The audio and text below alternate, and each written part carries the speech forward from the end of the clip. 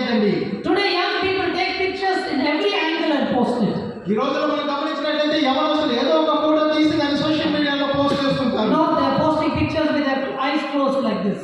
కళ్ళు మూసుకొని ఉండే పిక్చర్ కూడా తీసి దాన్ని పోస్ట్ చేస్తుంటారు. Then they put their hand over the ears and they post it. ఆ చెవులు మూసుకుంటే ఫోటో తీసి అది కూడా పెడుతుంటారు. And they close their mouth and post it. నోటిని మూసుకొని ఉండే ఫోటో తీసి అది కూడా దాంట్లో పెడుతుంటారు. We're almost going backwards where we had those monkeys which like this and like this and like this. We are almost becoming like monkeys here. దాని అర్థం ఏంటంటే మనం ఆ పాత రోజులకు వెళ్ళిపోతున్నాం. కోతుల్లాగా కళ్ళు చెవులు నోరు మూసుకొని ఉండే. When I tell people, when God has given you beautiful eyes, why do you want to close it? నేను చెప్తూ ఉంటాను, దేవుడు మంచి కళ్ళను మీకు ఇచ్చినప్పుడు దాన్ని ఎందుకు మూసుకోవాలనుకుంటున్నారు? They will say it is a fashion. వాళ్ళు అంటారు అది ఫ్యాషన్ అని. Why do you want to follow fashion which has no meaning? మీరు ఎందుచేత ఆ ఫ్యాషన్ అనుసరించాలనుకుంటున్నారు? దానికి ఒక అర్థం లేనప్పుడు. You are called to being an influence to the society. నువ్వు నేను ఎందుకు పిలువబడ్డామంటే సమాజంలో ఒక ప్రభావం చూపే వ్యక్తిగా ఉండడానికి. And it is so important that you take a stand for that. కాబట్టి నువ్వు నేను ఆ విధంగా ఒక నిర్ణయం తీసుకోవాలని నేను మిమ్మల్ని అడుగుతున్నాను. Don't have to become like everybody else. అందరిలాగా ఉండడానికి ప్రయత్నం చేయొద్దండి. You know, when Jesus told me in 2001, Benny, I want you to travel to every country.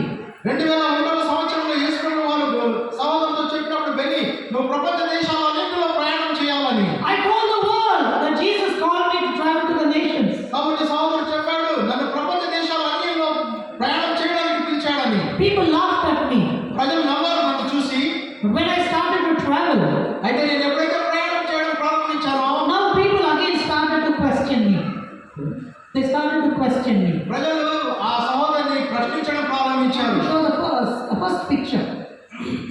You know, this is my world map. ఇది ప్రపంచ పటం. You will not be able to see it properly there. అక్కడ సరిగా మీకు కనిపించకపోవచ్చు, కానీ There is a lot of lines all over the map. ఆ పటం మీద ఎన్నో లైన్స్ ఉన్నాయండి. 257 countries I've been to. 257 దేశాలకు సహోదరుడు వెళ్ళడం జరిగింది. Suddenly people started to ask me, why are you traveling like this?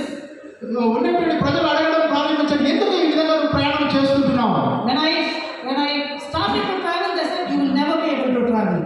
నేను ప్రయాణం చేయడం ప్రారంభించినప్పుడు అనేక మాట్లాడారు, నువ్వు ప్రయాణం చేయలేవు, You don't have money. నీ దగ్గర డబ్బు లేవు. Then when I started to travel alone, they said, why are you traveling like this?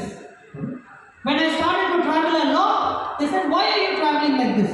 నేను ఆ విధంగా ప్రయాణం ప్రారంభించినప్పుడు వాళ్ళు అడిగారు, ఎందుకు నువ్వు ఈ విధంగా ప్రయాణం చేస్తున్నావని. You know, sometimes my travels were very, very hectic in one day. ఒక్కొక్కసారి ఒక్క రోజులోనే నా ప్రయాణం చాలా ప్రయాసంగా ఉంటుంది. Like morning, I will be preaching in Tunisia. Tunisia దేశంలో ఉదయకాలంలో ప్రసంగిస్తూ ఉంటారు. Afternoon, I am preaching in Morocco. ఆ తర్వాత మొరాకో దేశంలో ప్రసంగిస్తూ ఉంటారు. Afternoon, I will be preaching in Morocco.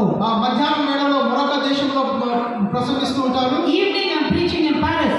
సాయంకాలం ప్యారిస్ దేశంలో ప్యారిస్ పట్టణంలో And people are asking, what are you doing with your life? ప్రజలు అడుగుతూ ఉంటారు, నీ జీవితంలో నువ్వు ఏం చేస్తున్నావు? I obey what God told me to do. అయితే సహోదరుడు ఇచ్చే సమాధానం ఏంటంటే, దేవుడు నాకు ఏం చెప్పాడో దానికి నేను విధేయత చూపుతున్నాను. Now people are saying, wow, praise God, how He is using you. అయితే ఇప్పుడు ప్రజలు ఏమంటారంటే, దేవుడికి స్తోత్రం కలుగును గాక, దేవుడు నిన్ను బాగా వాడుకుంటున్నాడని. At the time, they did not understand. ఆ సమయంలో అయితే వాళ్ళు అర్థం చేసుకోలేదు, కానీ I did not have to get the approval from the society. అయితే సమాజం నుండి నాకు పర్మిషన్